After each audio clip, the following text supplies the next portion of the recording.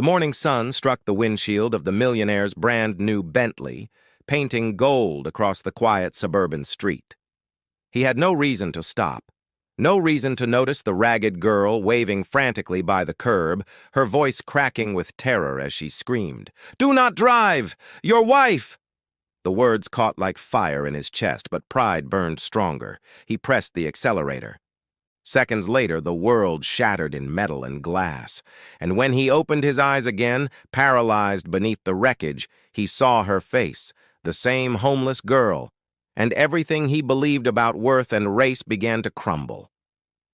Before we continue, make sure you subscribe to Racism Untold Stories, where true-to-life stories expose the hidden injustices we walk past every day. These stories are not just told, they are felt. Ethan Vale believed he had earned every luxury that surrounded him. The marble floors of his mansion reflected his ambition, his name engraved on plaques of philanthropy that hid the emptiness behind his generosity. He was the man who had started with nothing and built everything.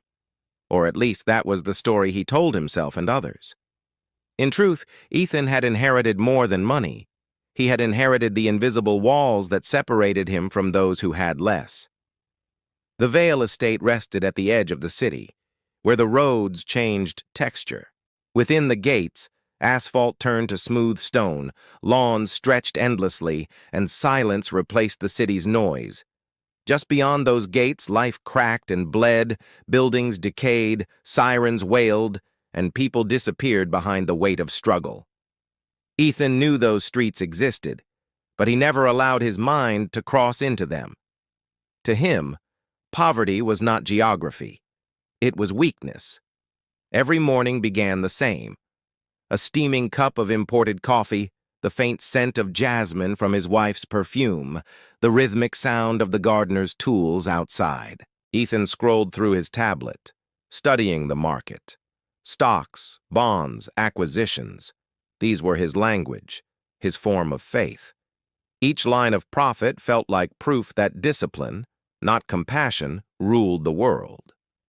Clara Vale entered the dining room quietly that morning. She wore a white silk robe and an expression of absence. The kind of absence that lingers when one's conscience has been whispering for too long. Ethan did not notice. He was reading about a corporate merger that would double his fortune. "Morning," he muttered without looking up. "Morning," she said softly, though her voice trembled as if it carried an unspoken truth. Ethan was a man of control. He had mastered it so completely that even his emotions obeyed. But Clara had begun to drift beyond his reach. The more he tried to mold her into the image of a perfect wife, the more her soul seemed to retreat. He assumed it was the stress of charity work, perhaps boredom. What he did not see was guilt, a slow, unhealed wound that refused to fade. After breakfast, Ethan stepped outside to his driveway. His car gleamed beneath the sun, a silver Bentley, the symbol of his status. He liked how people looked at it. The reflection of admiration in their eyes made him feel validated, superior. But this morning, someone else stood in that reflection. A figure by the curb. Small, trembling, out of place in this world of manicured perfection. She was wrapped in layers of worn clothing that barely held together. Her skin was dark, her hair tangled, her shoes missing. Her eyes, haunted and sharp, fixed on the Bentley as though she recognized it. Ethan frowned. The sight of her disturbed him, not because of who she was, but because of what she represented, a reminder that no gate, no wealth, could fully shut out the truth of inequality. He called for security. "Handle it," he said. The guards approached the girl, their tone sharp, dismissive. Ethan turned away before he could hear what they said. He preferred not to hear desperation. It was an uncomfortable sound, one that clashed with the serenity of his home. But Clara heard it. From the balcony, she watched the scene unfold, the girl pleading, her voice cracking in fear, her words lost under the guard's authority. Clara's hands gripped the railing. A cold sweat ran down her spine. There was something familiar about the girl's face, something that tightened her chest. Later that day, while Ethan prepared for a board meeting, Clara drove to the edge of the gated community. She parked near the old stone wall and looked through the bars. The girl was sitting on the ground now, her head buried in her knees, shivering beneath the wind. Clara stepped out of the car, her heart pounding. She wanted to help, but fear held her in place. What would Ethan think? What would the neighbors say if they saw her talking to someone like that? In the end, she left. When Ethan returned home that night, he found his wife sitting alone in the dark. The television flickered with muted news reports. He noticed her swollen eyes, but chose not to ask why. Instead, he poured himself a drink and spoke about his day, about profit margins, about investors, about how people simply needed to work harder if they wanted to change their lives. Clara nodded, though each word pierced her deeper. She could still see the girl's face, the look of despair that mirrored the face she once saw years ago, on the night of the accident. The accident she had never spoken of. That night, Clara dreamed of screeching tires and shattered glass. She woke with a cry, clutching her chest. Ethan turned in bed, murmured something half asleep, and rolled away. Outside on the street, Naomi, the girl by the curb, was awake too. She was staring at a small photograph in her hand. It showed her mother smiling, the sunlight turning her braids to gold. Naomi pressed it against her lips, whispering a promise. She had spent months tracing the truth. The police had long closed her mother's case, another hit and run, another forgotten life. But Naomi had followed every rumor, every small lead, until she found it, a mechanic who had repaired a damaged Bentley days after the accident. He remembered the details clearly, the shattered headlight, the blood on the grill, the initials on the paperwork. E. Vale. It was enough. Naomi had come to the gated neighborhood not for vengeance, but for acknowledgement, for justice, for someone to say, yes, your mother's life mattered. Each night she slept near the curb, hoping the man or woman behind that gate would see her and remember, but no one did. People passed her as if she were invisible. Some looked with pity, others with disgust. The guards threatened her to leave, yet she always returned. She had seen Clara once. The woman's face went pale the moment their eyes met. That was when Naomi knew she had found her, the driver. But the shock in Clara's eyes told Naomi something else, too. Remorse. It was not hatred that had kept the woman silent. It was fear. Naomi wanted to speak to her, to tell her she did not seek revenge, only truth. But the barrier between them was not just a gate. It was the wall of class, race, and guilt that neither woman could yet climb. And so, Naomi waited, day after day, hungry, exhausted, yet unbroken. One morning, as the sun rose, she saw movement by the garage. Ethan was stepping into the Bentley, adjusting his cuffs, unaware that the car he loved had once been a weapon of silence. Clara stood at the door, frozen. Naomi's heart began to race. Clara's hand was trembling. The car engine started. Something inside Naomi screamed that history was about to repeat itself. She did not understand how she knew, but she did. She stumbled forward, waving her arms, shouting for them to stop. Her voice sliced through the air like glass. "Do not drive! Your wife!" But Ethan's eyes narrowed. To him she was only a threat, a trespasser, a disruption, a danger to be ignored. He pressed his foot against the pedal, and the story that began with arrogance and silence moved toward the collision that would shatter both. The morning unfolded with deceptive peace.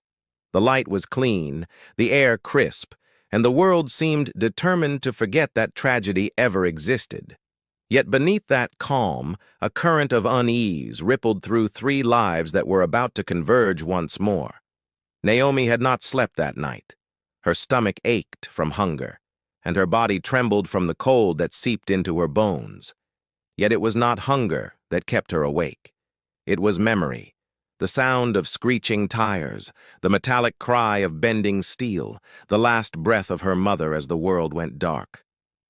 She had replayed it 1,000 times in her mind, searching for meaning, for closure, for a moment that could make sense of it all.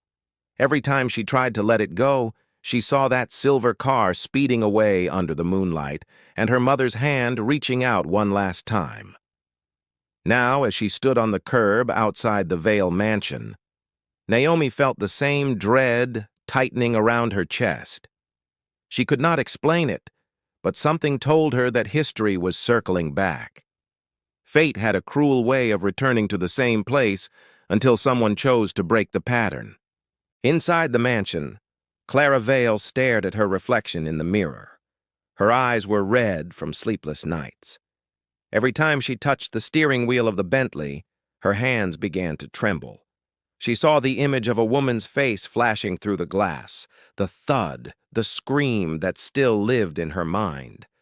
For months, she had carried that secret alone. Ethan had silenced her confession before it had ever reached the police. He had called it an accident, something that would destroy them if it became public. He had convinced her that it was an unfortunate moment, not a crime. But guilt is a slow fire. It does not fade, it devours. Clara no longer recognized herself. She had once been kind, hopeful, filled with compassion for others, but Ethan's logic had hardened her heart. He said the world was divided between those who rise and those who do not deserve to. She had believed him for too long, until she saw Naomi's eyes. There was something in that gaze, pain mixed with a quiet strength, that made Clara's lies collapse inside her. That face haunted her because it was the same face she had seen the night of the accident. She knew now that the girl outside the gate was not random. She was the living consequence of Clara's silence. Ethan, however, remained blind to it all. He moved through his day with mechanical precision, unaware that his entire life was a structure built on denial. To him, that morning was just another chance to display control, another day to remind the world of his success. He had a meeting downtown and he intended to drive himself.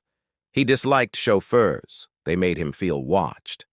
When he stepped into the driveway, the silver Bentley gleamed under the sun like an emblem of perfection. The scent of polished leather drifted through the open window. Clara stood on the steps, her body tense. She had tried to convince him to let her drive instead, but her voice broke when she tried to explain why. He brushed it off with a faint smile. "You are nervous as always," he said. "I will be fine." The sound of the engine roared to life. It was the same sound that had haunted Naomi's dreams.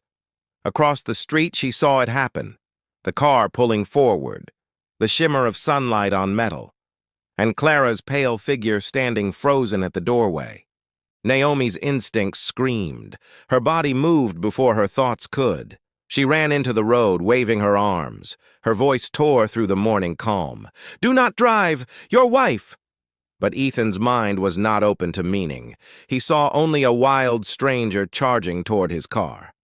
He saw skin and poverty and assumed danger. His world had taught him that fear, and he accepted it without question. He pressed the accelerator. The tires screeched. The sound of fate twisting through the air followed, a deep, gut-wrenching noise that shattered the illusion of safety. From the side street, a delivery truck surged forward. Its driver, unable to stop in time, slammed the brakes, but momentum had already chosen its victim.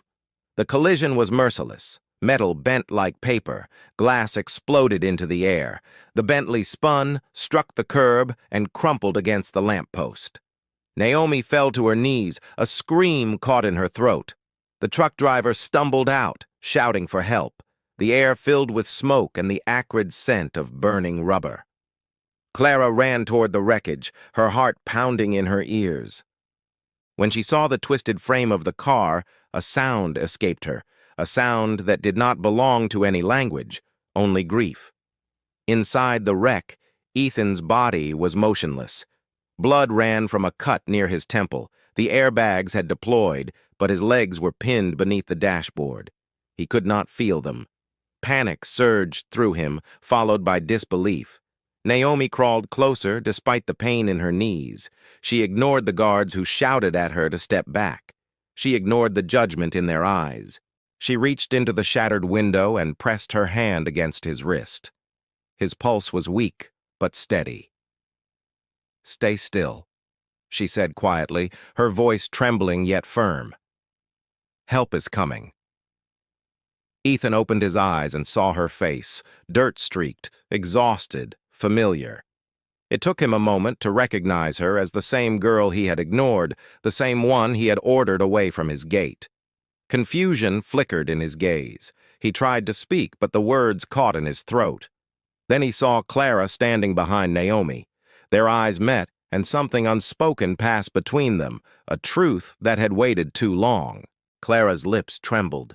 She wanted to confess everything right there, but fear held her tongue. Ethan's confusion deepened. His mind began to piece together fragments of moments: the girl outside their home, his wife's anxiety, the way she avoided driving for months. And then, slowly, the puzzle began to take shape. Naomi reached into her coat and pulled out the photograph she always carried. She placed it gently on the edge of the broken window. The image was simple: a smiling black woman with tired eyes, standing by a cafe window. The same woman who had died in the hit-and-run Ethan had buried with silence. He looked at the photograph, then at his wife. The truth crashed into him harder than the truck had. The breath left his lungs. His body trembled. He wanted to deny it, to say it was coincidence, but Clara's tears gave him the answer. Ethan's mind spiraled. For years he had prided himself on being just, on living above moral failure. Yet he had protected injustice under his own roof. The same arrogance that had dismissed Naomi's cries had blinded him to the truth that now stared him in the face. Naomi, kneeling beside him, whispered a prayer under her breath. It was not for revenge. It was for release. For both of them. The ambulance sirens echoed in the distance, growing louder, slicing through the tension. The guards stepped aside, their earlier contempt replaced by stunned silence. Clara fell to her knees beside Naomi. The two women, one consumed by guilt, the other by loss, met eyes for the first time as equals. There was no hatred there, only a terrible recognition. Ethan closed his eyes as the paramedics lifted him from the wreckage. The pain in his body was nothing compared to the weight pressing on his soul.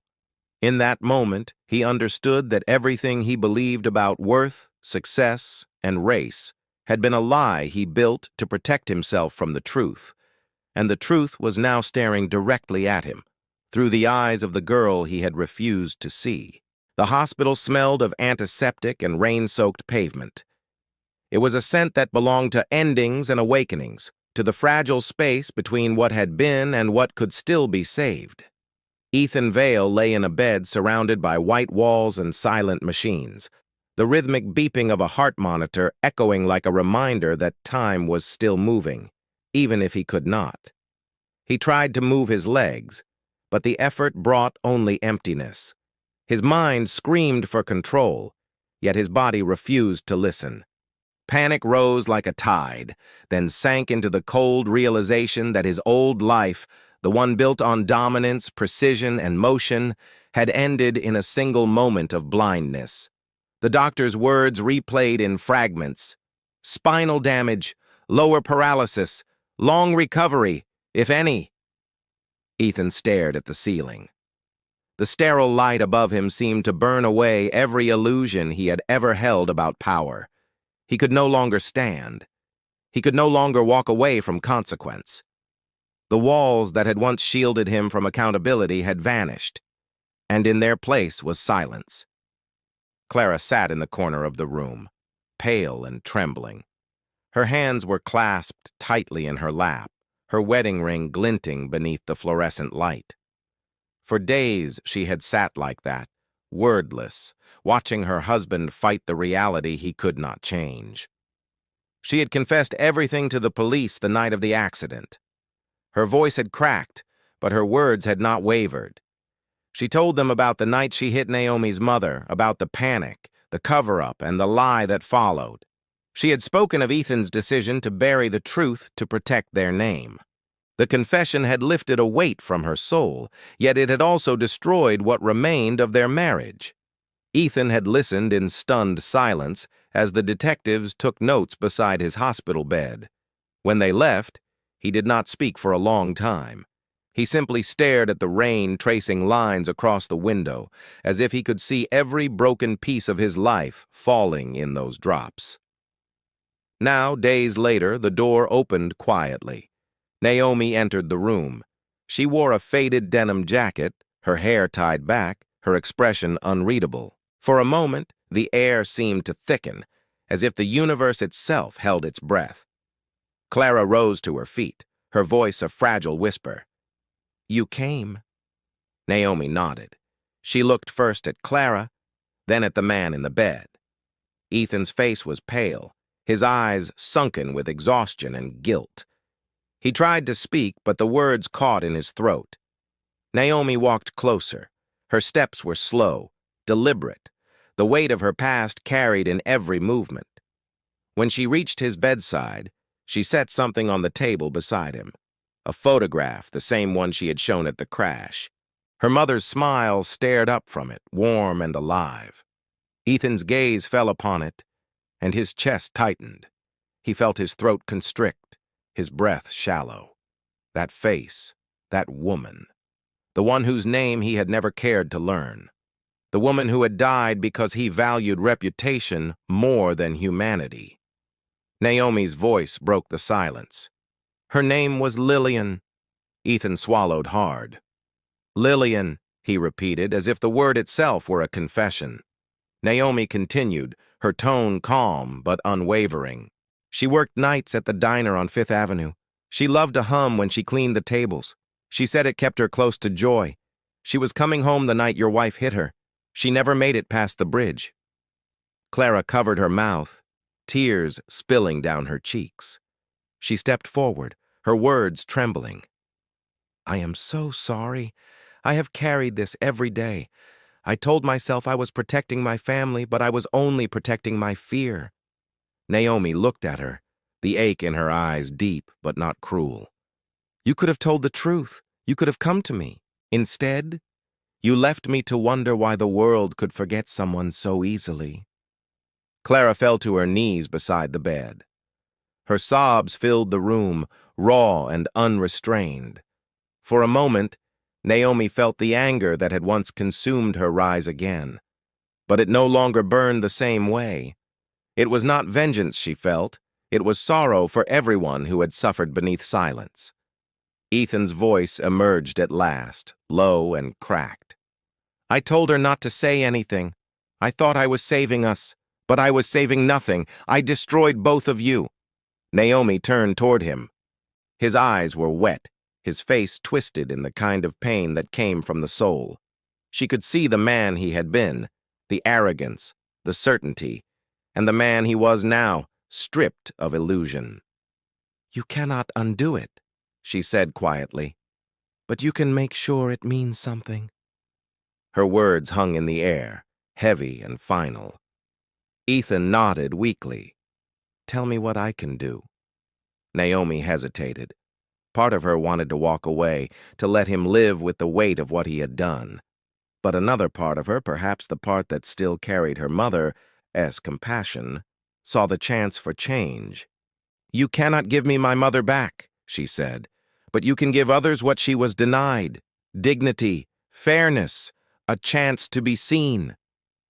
Ethan closed his eyes, and for the first time in his life, he prayed, not for wealth, not for control, but for forgiveness. He understood then that the cost of silence was always greater than the price of truth. Clara reached out to Naomi, her hand trembling. Naomi hesitated, then took it.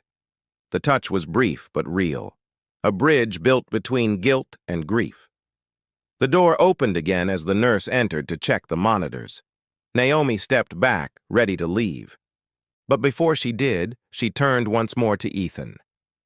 You taught me something without meaning to, she said softly. That the ones who live in comfort often forget the pain they helped create. I hope you never forget this again. Ethan's voice cracked. I will not. When she left the room, the silence that followed was not empty. It was cleansing. Clara moved closer to her husband, her face streaked with tears. Do you see now? She whispered. Ethan nodded slowly. His mind was full of images, of Naomi's eyes, of Lillian's photograph, of every nameless person he had once driven past without care. He saw how easily wealth could blind a man to the value of another's life. He had built a fortress of privilege, and now, paralyzed within it, he finally understood that the walls had imprisoned him all along. The days that followed became a quiet reckoning. Clara began working with investigators, providing the full truth of the cover-up. Ethan, though confined to a wheelchair, began to direct his wealth towards something new. He sold his fleet of cars, donated his properties, and established a foundation in Lillian's name, one that supported victims of inequality and systemic neglect. He did not do it to be forgiven. He did it because forgiveness was not his to claim. For the first time in his life, Ethan Vale began to see people as they were, not as labels or categories. He saw the janitor who cleaned his hospital room, the nurse who spoke gently even when he was bitter, the young volunteer who smiled without expectation. Each one reminded him of the humanity he had once overlooked. Naomi returned once, months later. She stood in the doorway of his rehabilitation center, watching him practice rolling his wheelchair down the hall. He saw her reflection in the glass and turned. Their eyes met briefly, and in that look there was no hatred, only acknowledgement. Ethan smiled faintly. Naomi nodded once, then walked away, sunlight spilling across her path. In that moment, Ethan realized the truth that would remain with him until his final breath. The ones the world ignores are often the ones who carry the light strong enough to expose its darkness. And sometimes, losing everything is the only way a man learns what truly matters. The morning after the wreck moved through the city like a hush. The sun rose as it always had, but its light fell on different faces now, and the ordinary streets seemed to carry the weight of a truth finally spoken. Inside the hospital, white sheets held shapes that would never be the same. Machines kept time where human motion had failed. Ethan Vale lay very still, his body a map of consequences. The man who had once strode through boardrooms and ballrooms felt the immobility of a truth he had long refused to face. His legs would not obey him. For the first time, he understood what it meant to be halted by something he could not control. Wealth had not spared him from consequence. It had only delayed the moment his conscience demanded a reckoning. Clara visited the hospital with the small, hollow steps of one who had finally unburdened a secret. She had told the police everything. The night she had driven home too quickly, the moment of impact that had taken Lillian away, and the decision that followed. The decision that they would not let truth out because a name and fortune seemed more precious than a life. That confession had already reshaped their world. Ethan had listened in stunned silence as the detectives took notes beside him. He had watched the light in his wife dim into an ache he could not fix. Outside the hospital doors, Naomi moved through the days like a person who had been given a new kind of responsibility without asking for it. She had not sought fame. She had not wanted headlines. She wanted only the simplest of things: truth, dignity, and the right for her mother to be remembered as more than a statistic.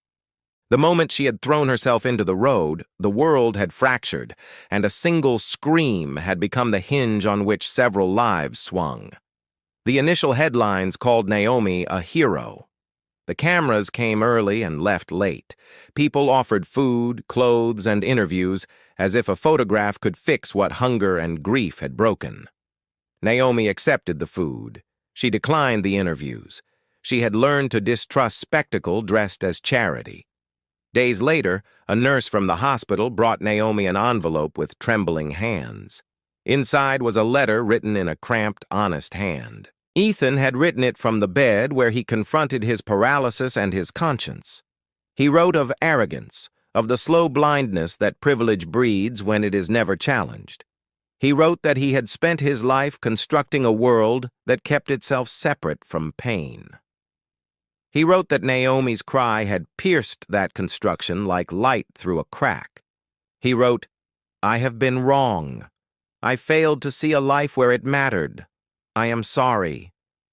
Naomi read the letter alone in the shelter. She folded it carefully and kept it in the pocket of her jacket.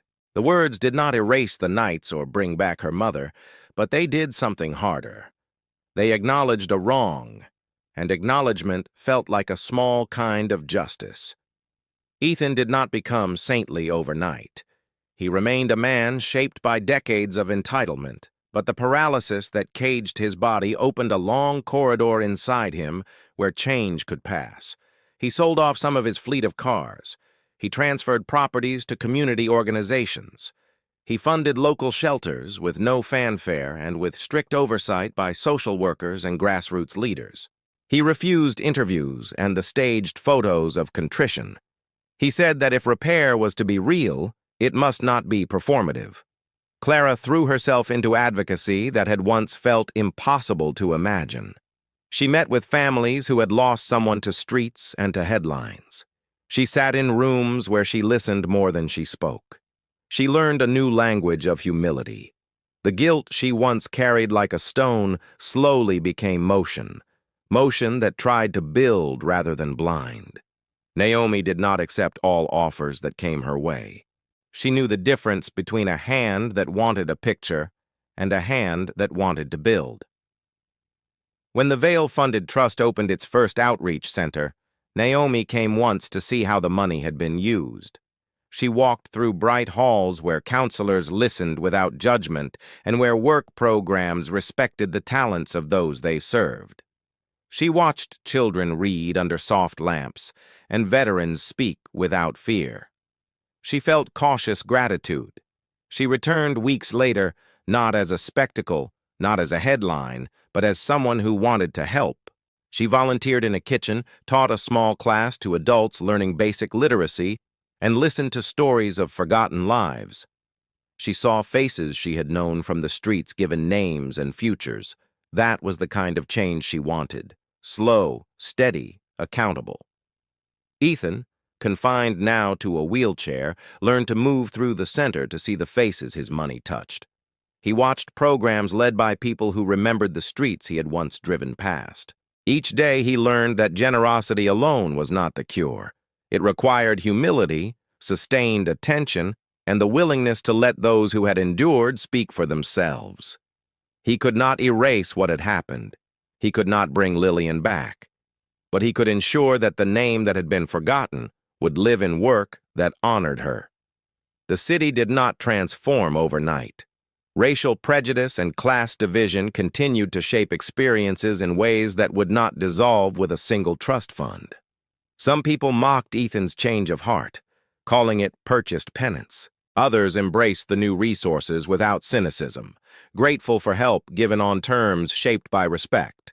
Naomi and Clara both navigated a world skeptical and hopeful at once.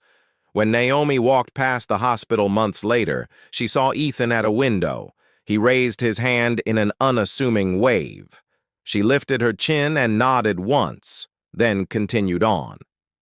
In that small motion, there was no forgiveness performed, no absolution claimed, only a recognition that something had shifted between them that would not easily revert to what it had been. For Naomi, the work of living and healing continued.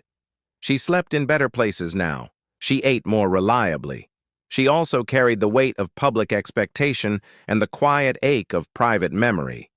She found solace in small rituals, planting a single herb in a community plot, reading aloud to children, tracing the letters of her mother's name until the words felt like a prayer. For Clara, remorse became labor.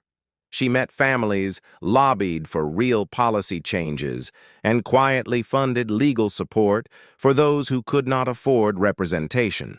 She could not undo the past, but she could spend the rest of her life ensuring that silence would not be the system's default.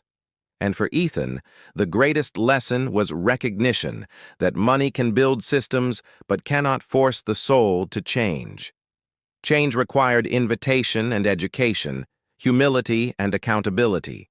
He had been granted a rare clarity, painful, costly, unavoidable, and he chose to let it reshape the remainder of his life. The story did not end in a single gesture. It ended in many small ones. A shelter kept open through winter storms, a scholarship awarded to a nursing student who would otherwise have dropped out, a community program that offered job training and childcare so parents could return to work. Those acts were not enough to undo systemic harm, but they were a start. Sometimes the ones the world ignores are the ones who teach it how to see. Sometimes the scream that pierces a morning is a summons to a better conscience. Naomi's voice had not only saved a life, it had opened a space where healing could begin. If this story moved you, act on that movement. Subscribe to Racism Untold Stories and help spread these truths. Look closer at the people around you. Speak when silence would hide harm. Your attention may be the first step in someone else's healing.